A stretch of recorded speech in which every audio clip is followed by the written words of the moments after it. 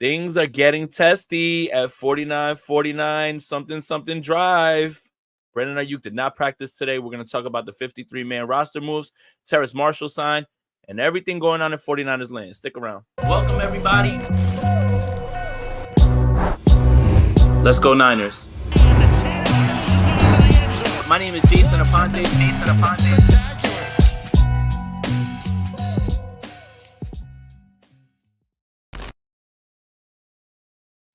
I'm Jason Aponte. Welcome into 49ers Talk. Make sure you guys like this video, subscribe to the channel, hit that notification bell for when we go live. The football content doesn't stop now because the 49ers put out the 53-man roster initial. We found out who's on the practice squad. And, of course, no conversation would be complete without Trent Williams and Brandon Aiyuk, as the 49ers have turned their practices into focusing in on week 1 against the New York Jets, which means a lot of installing and trying to figure out how they're going to attack the Jets, which is interesting because Trent Williams could be very good against a stout Jets defensive line. And it would be cool if Brandon Aiyuk was there as well, too, because Sauce Gardner, DJ Reed, they have a really good secondary as well, too. But John and Kyle took the podium, and we have become experts in body language, reading between the lines. Somebody says something, we figure something out in between it. But I'll be honest with you, John and Kyle, when speaking about particularly Brandon Aiyuk or these situations themselves, they seem to be fed up. And this moment right now felt like he's been medically cleared. He needs to practice, and we'll deal with that if he doesn't, which he didn't. Spoiler alert. I think you guys already know that. Felt like a moment of, this is it. A truly shit or get off the pot moment for Brandon Aiyuk. Kyle's sick of it. John's a really nice, fun, loving guy, and he usually has nothing but nice things to say. A little testy today. I hope he practices, both of them said. If not, we'll deal with it then. That was something they came up together with in tandem. You know, like, what do we say if this is what we're going to say. But this was a moment of, if you do not practice today, then that's it. Like, we're going to have to make decisions. Do you start the fines now? Because he does count against the 53-man roster. It almost feels like it's almost better if Brandon Aiyuk is holding out in the way that Trent Williams is, because he doesn't count against the 53. But he does. And now that's an issue. And they seem sick of it. I love this one. I wish I knew whose Twitter name this is, but you too calm for me. I'm fed up. John and Kyle are fed up. They're absolutely fed up. That's what I got from this press conference. Everything else felt very much like cookie cutter answers. They talked about the guys that they could have kept and who got picked up and who didn't and how they got their practice squad. I thought it was really cool for them to talk about Terrace Marshall and say that they had him high on their board during that draft as well, too. So they really like the player. I think Terrace Marshall, adds a lot to this team if he's able to get on the field, but he has to get off the practice squad first. We'll talk about that in a little bit. But back to the Brandon Aiyuk and Trent Williams thing, I think it was the guy from Spotrac who sent out a tweet saying, Trent's done this before, where he's forfeited millions of dollars again with the Washington franchise. He's not new to this. And I thought it was really interesting that they asked John Lynch about Trent Williams talking about his retirement and whether he's brought that up. And he said, I don't want to talk about that, or I will leave those details out. It's of my opinion, my non-expert opinion, that Trent has told them too, like, I'll walk up out this bitch and leave. I will get all the way out of here. You better meet my demands. I will walk up out of here. I think he has said that. Again, non-expert opinion, just my opinion. I think he absolutely told them, I 100% will retire. I will get up out this bitch and leave you with Jalen Moore. 100% I think he said that. But when it comes to the Brandon Aiyuk thing, it looks worse now. And here's why it looks worse. You have the coach and the general manager in tandem saying, we hope he'll practice. He's been medically cleared. And now you go out there and we're all waiting for a tweet from Matt Miyoko, David Lombardi, Matt Barrows, whoever's there at practice to see if he's there, and he's not. So for that, it looks like they hope something. Brandon's doing something. And now it looks even more ugly than it's already looked. And it kind of feels like this is the moment that the 49ers are telling Brandon Aiyuk, shit or get off the pot. And we're going to figure this out now because we don't want to deal with this anymore. Now, any trade or anything like that, and I still don't think that happens. Still, put me down. And you can clip this, and, if it does, and you can just be like, haha, Jason's an idiot, whatever. I still don't think that happens because that's largely ineffective to this roster right now. I think BA knows that, right? I think they know that. But this is like a unstoppable force meets an immovable object moment. This one feels like it now. Now it really does. Who's dug in more? Who's going to blink first? To see the way that this press conference went down with John and Kyle, the both of them seem like they're fed up. And I've never seen John more contentious, especially to begin this press conference. Everything else, all the other questions about, Pooney and, what happened with Kingston, and which he said it came down to a numbers thing. And we'll talk about that. I'm sure you guys want to know why Jared Kingston wasn't kept on this roster while he was claimed today by the Carolina Panthers. But the 49ers right now, this looks crazy to a lot of people across the league. And it's happened before. Chris Jones just did this last year with the Kansas City Chiefs. Obviously, this only bled into week 1, and they figured it out, and he got himself into shape. But, players have done this before. This isn't a one-time thing with the 49ers. The 49ers are not the only team that's ever had to deal with a player being a malcontent in this new CBA and doing what he's done. It's not the first time. But right now, this does not feel good. Everybody's talking about vibes. Vibes are low. The vibes are low. The vibes aren't high. The vibes are not immaculate, which is what we would hope it would all be, especially when you look through this roster and you look at who the 49ers were able to keep, who, they lost. Obviously, Samuel Womack got picked up. Kingston is the one that everybody is upset about. Again, we'll talk about that in a little bit. But for the most part, when you look around at this roster, it's still one of the best in the league, if not the best in the league, and everybody's looking to pick up whoever the 49ers let go. And they still were able to get some quality players, in my opinion, back on the practice squad, including Tanner Mordecai, who's their 4th quarterback. But the vibes are low right now. It looks like the guys in that building right now are tired. They are fucking tired. I'm sorry. I'm going to curse in this one. You guys got to, if you put the kids to bed. I know it's early on the West Coast, but put the kids to bed. I'm going to curse in this one because it's not playtime anymore. It's August 28th. The 49ers are practicing right now for the New York Jets.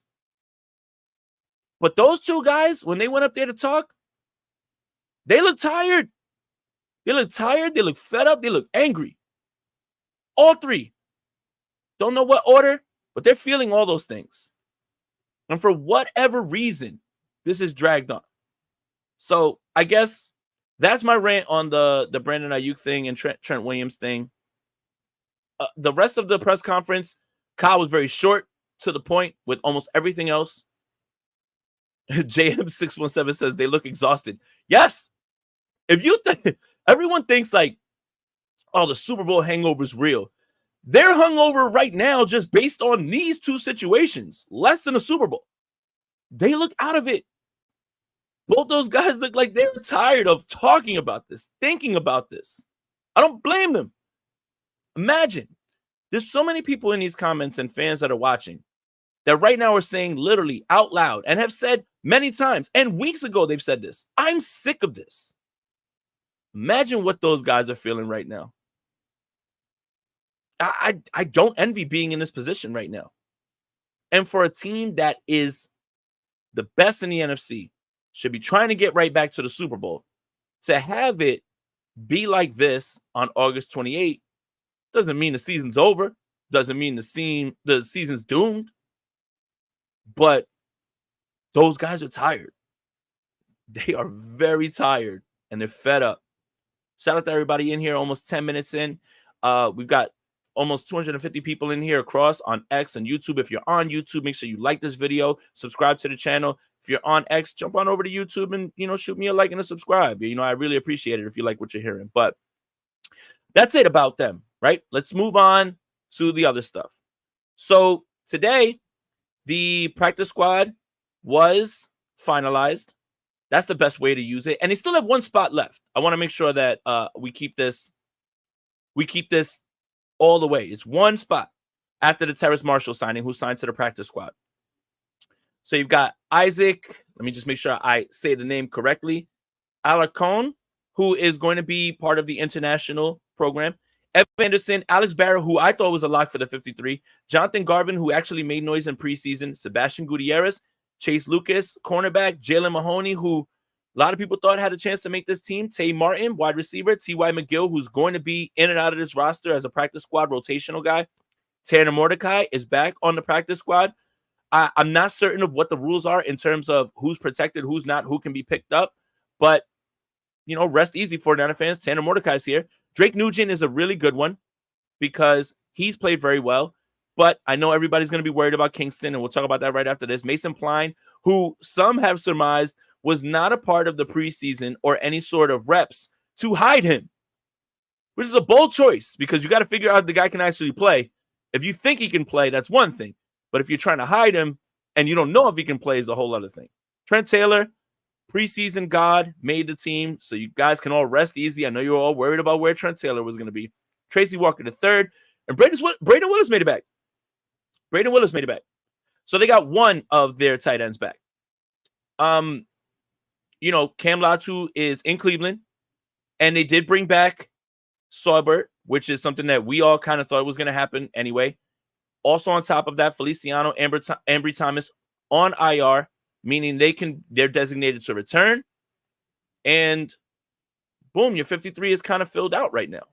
Still don't understand why Ronnie Bell's here, but hey, let's talk about Jared Kingston. And Ben Barch is back. Correct, guys.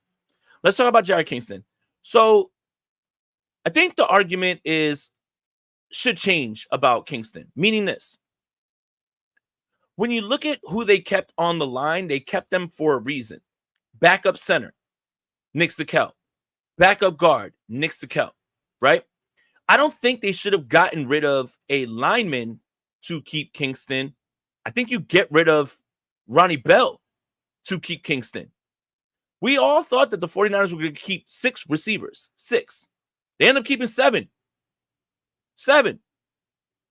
So knock off Ronnie Bell. Keep Kingston. What's hard about that? We all knew Feliciano and Thomas were going to get on this roster to be on IR. And by the way, Ambry Thomas is on this roster because he got injured. Let me explain. If he was healthy, he's not beating Renardo, Yadam, Rock Yassin, who's back on the roster as well, too.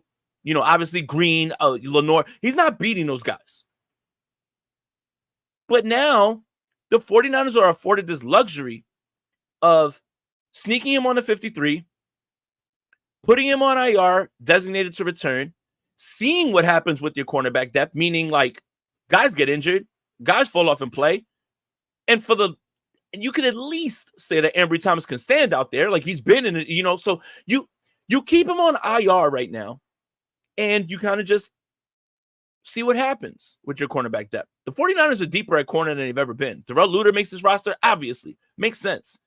But him being injured means that they have a chance to keep him on IR and then see what happens with the cornerback depth.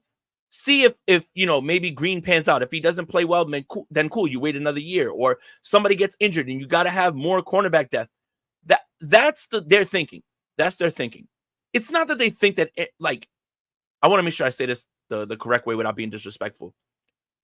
It's not them saying, we need to have Ambry Thomas on the 53-man roster. He's essential. But I'll read that in a second.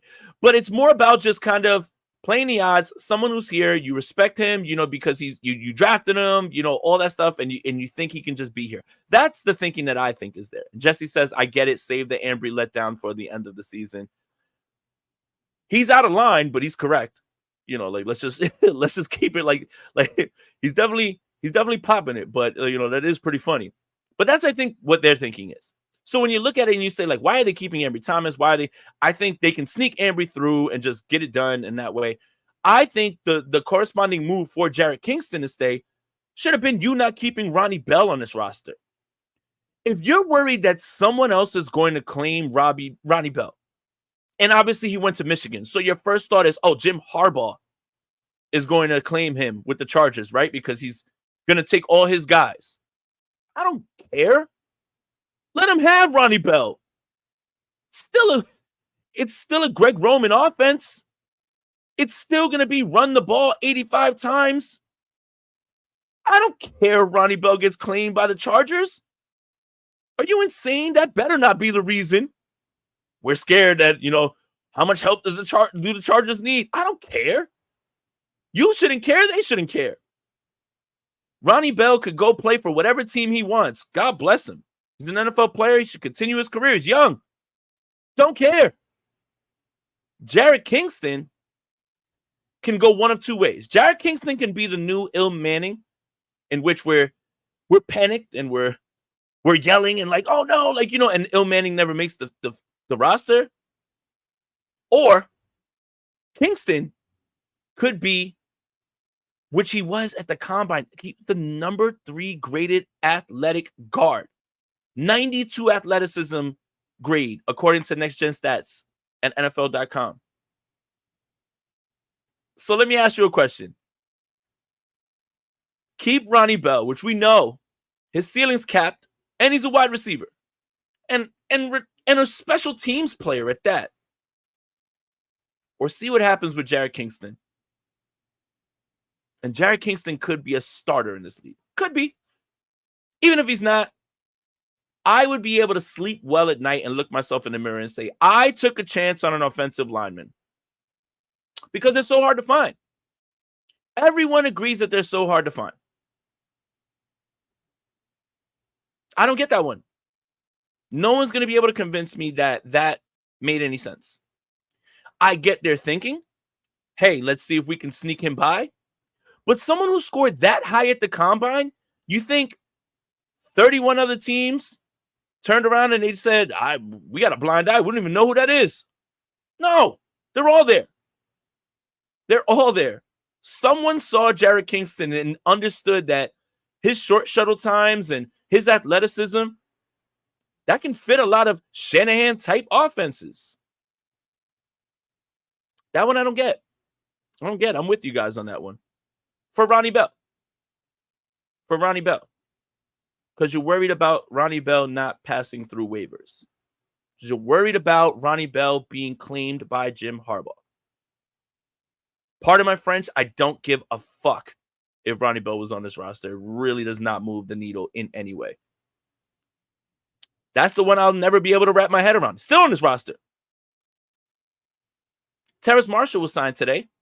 Terrace Marshall's got to knock him off the roster immediately. Yes, Ronnie Bell plays special teams. Ronnie Bell's not a special team ace. You got to get him off the roster. I don't get that part. All right. Thank you guys for tuning in. Hey, this is turning into a rant-filled, little stream. I'm glad you guys are here. Let's see. I wanted to talk about Terrace Marshall a little bit. 24 years old, by the way. LSU. Terrace Marshall. Shout out to Dawson. Let's go, my boy. You got an LSU guy on the team. Let's go. But everyone's going to be tied up on his total production. Or why did the Panthers let him go if he's so good? Well, first of all, we don't know if Terrace Marshall is good. What we know is he had great measurables coming out of the combine, great draft pedigree, went in the second round. A lot of people were big on him, right? Good athleticism, fast guy, can play inside and outside. You're taking a chance on that. In this offense, for what everybody says, everybody's going to be open. Shanahan's going to be able to scheme everybody open. Well, then why do we not feel this way about Terrace Marshall? But I wanted to point out some things. The versatility part about where he can play. He can play X. He can play Z. I mean, he can play Z. He can play slot. I don't think he's an X guy. But I wanted to go into his route distribution from where. Okay. So in 2021, 177 slot snaps, 60.8%, 113 outside, that's 38.8%. Primarily a slot guy in 2021, 13 games. Finished that season with 17 catches, 138 yards, 8.1 per reception. 2022, 31 slot snaps, that's 9%, 312 outside snaps, 90% of his snaps, 14 games, 28 catches, 490, 17.5 per reception. Starting to see the correlation. 2023, 65 slot snaps, 28.4%, 164 outside snaps. So 65 slot, 164 outside in 9 games. That's a 28.4 slot percentage, 71.6 outside in 9 games, 19 catches, 139 yards, 7.3 yards per reception. Now, am I here to tell you that the 49ers have uncovered a gem that nobody could ever... I don't know if you can predict that just based on, his injury history and the way it's been where he's been in the league. Plus, he played in Carolina. It's not really the at least before Bryce Young was there. Like, he played with, if I'm not mistaken, Sam Darnold and Baker and those guys. They're not exactly an offensive juggernaut, right? But we're looking at this roster and the way they've been building it, especially at the wide receiver position. Even with Pearsall, who was in a non-contact injury jersey today. Cowing's fast. Marshall's fast. Add that to your arsenal, right? We all expect, for all intents and purposes, Brandon Aiyuk to be here. So it'll be Aiyuk, Samuel Jennings. Situationally, you'll be able to figure out what you want to do with guys. We'll see. I think we'll see when it comes to this. But I love them, again, taking a chance on measurables. And it's low risk, high reward, one way or another. They didn't sign him to a contract. He's on the practice squad. If the worst case scenario happens, Terrace Marshall has played football in the NFL and probably can be an asset if he's pressed into duty in this 49ers offense. If this offense is what we think it is, if Brock is what we see him as, then he can help him out. So I love this move. I have no issue with it. I think it's a move that when you look at it on the outside, right? Because as soon as someone gets released or waived or is on the outs, we all send the John Lynch, like looking happy, gif. But this one actually fits. And then when you hear Kyle and John talk about, yeah, he was high on our board, the year that he was drafted. Good. Again, they understand what they can use him for. They understand that, we can use him in a way that obviously puts pressure on the defense from the slot, however it is. I think it's a great low risk, high reward move. I don't think it's a big deal. And it shouldn't be looked at something like, if you're going to start pulling receipts on people and being like, well, you were excited, and for no reason. No. People are just pointing out, like, objectively what he's been able to do. And if some people are excited because they enjoy his skill set and his measurables, doesn't mean that they're ready to sit that he's about to, Brandon Aiyuk's not going to be here, so we're just running Terrace Marshall out there. No. But high risk, low reward. Matt caught me. I knew it. It's not like, oh, well, this guy's injured, we can just play Terrace Marshall. No, not at all. You should never look at it that way. But you can objectively look at this and say, hey, that's an exciting move. It is. So it is what it is. We'll see how it goes. We're going to find out. And the 53-man roster is still not finalized. Like, Ronnie Bell's on it now. But he might not be on it, in a day or two, considering what. But I feel like they've done their maneuvering. Bringing Ben Barch back, Rock Ya-Sin, Feliciano and Ambry, they both make the IR. But I think it's still a move in which the 49ers can say, if, God forbid, worst case scenario, you still have somebody who's actually played football in the league, has measurables, went to a big power school in LSU. Why not? Let's have some fun. There's not a lot of fun right now in 49ers land. I think that was one of the more fun things to read today, was that Terrace Marshall was signed to the practice squad.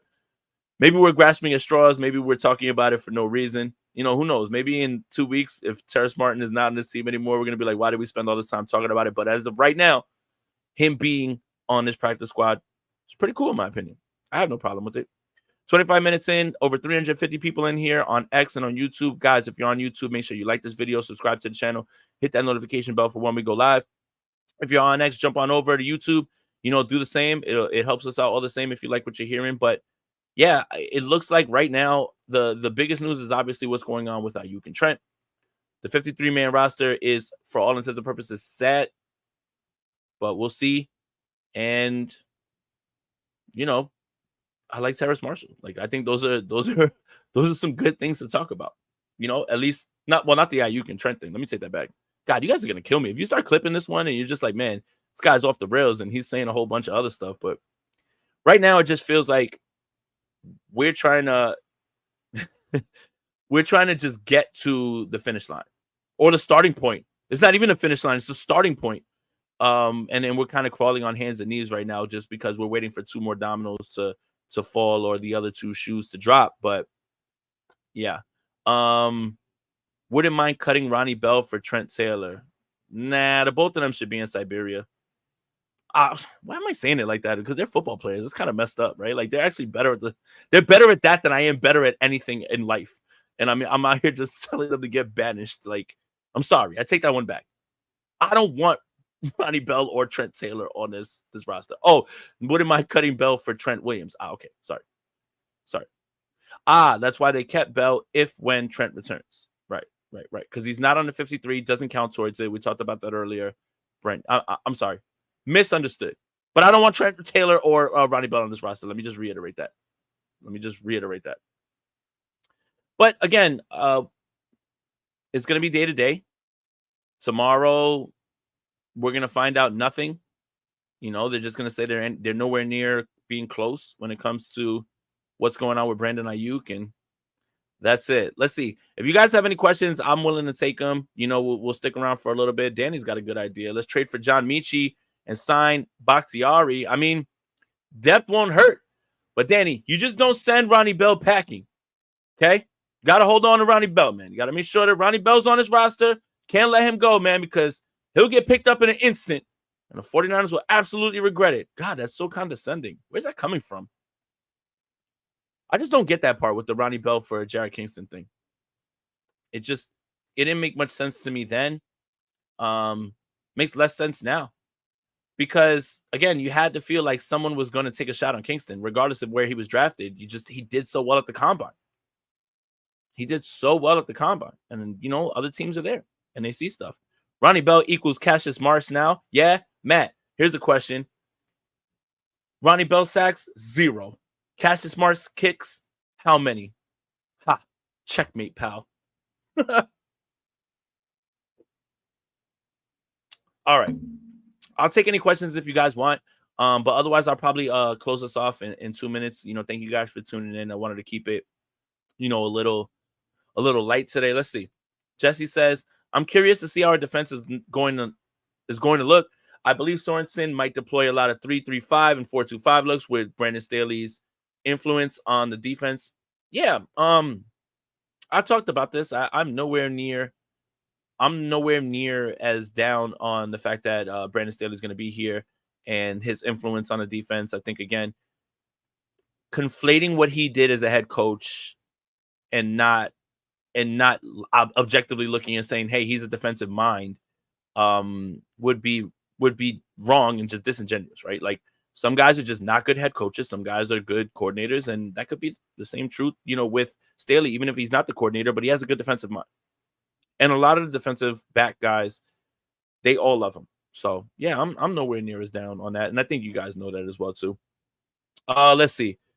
Strawberry React says, do you think they trade for a DE in season like last year? So, it's kind of funny because when we were doing the 53-man projection, it came down to what are the 49ers going to carry an extra of? An interior guy or an edge guy? And that's why I thought Alex Barrett was going to make this team, because of what he flashed in the preseason. He ends up on the practice squad. I think if the 49ers are in a position, well, they have a ton of cap space, by the way. That's another thing that they, $33 million, something like that. So they have money to, sign both those guys that, are not here as well too. But let's not get started on that. But if the 49ers, if their actual depth starts to fall off in the middle of the season, or there's an issue with injuries, or they're just not getting the push that they want, it would depend on who comes available. It would have to be, in my opinion, something like a Von Miller type move. Somebody would just be there for a year. I think the 49ers wouldn't be able to bring them back in. I think they tried this again last year with Chase Young. We know that. But I think if they were going to address anything, and again, it depends on how the season goes. But right now, I would probably say it's a fairer bet to believe that they would invest in defensive line in season as opposed to anything else, because you can't trade for O-line. Nobody's giving O-line players away. And you can get a corner depending on who it is, wide receiver. They've done that. Emmanuel Sanders, obviously. But I would probably bet defensive line if I was betting anything. Let's see. Ambry for Hassan Reddick. That's a steal for the Jets, in my opinion. You let one of the guys who's the best at sack protection go for, Ambry Thomas. I mean, 10 out of 10 times, I feel like as a diehard Jets fan, I feel like the Jets should do that, and they should sign Reddick to the deal and pay for his contract. That's just me, though. I'm tired of losing, and you've got to have this big kind of mind to say we have to change things, and this would be the way to do it. So, Justin, I'm doing this one just for you, man. How much cowing do we see in week 1 if Aiyuk doesn't play? A lot. I think you see Chris Conley start at X. I think you see Debo outside of him and rotate in and out of running back inside in the slot. But I do think you see Jacob Cowing just to at least put pressure on that secondary, open things up over across the middle for Debo. But that's all going to depend on. That's all going to depend on his preparation, because as we saw, a lot of guys were having troubles running install routes in the preseason. A few people. But I would think if I was, putting on like worst case scenario hat, Conley at X, Debo as Z, and Cowing in the slot whenever they would go to 3, and you would do it that way. You'd probably even see times where Cowing would be outside with Debo on the inside to get to be able to get Debo the ball more. But I think you see a lot of him, because I do think that they really like him, and what's not to like, right, Justin? Nailing the draft pick and everything, man. Pat yourself on the back, man. All right, guys. 32 minutes in, almost 400 people in here on X and YouTube. Guys, if you're on YouTube, again, like this video, subscribe to the channel, hit that notification bell. People on X, if you're there, shout out to you guys. Jump on over to YouTube and subscribe to the channel too. There's going to be a lot of content coming this week. I think Sprint Right Options back this week. If I'm not mistaken, State of the Franchise maybe tomorrow. So with Brad Graham. So a lot of stuff going on. And then obviously Bully Ball on Tuesday and everything else that we've got going on. But football season's back. We talked about the 53-man roster. We talked about what I like about Terrace Marshall. And we talked about the obvious elephant in the room. And I'm not just talking about Trent Williams' size. I'm talking about Trent Williams and Brandon Aiyuk not being there. So I'm going to get out of here, guys. Thank you again for tuning in. I'm Jason Aponte, and as always, go Niners. Welcome, everybody. Let's go Niners. My name is Jason Aponte.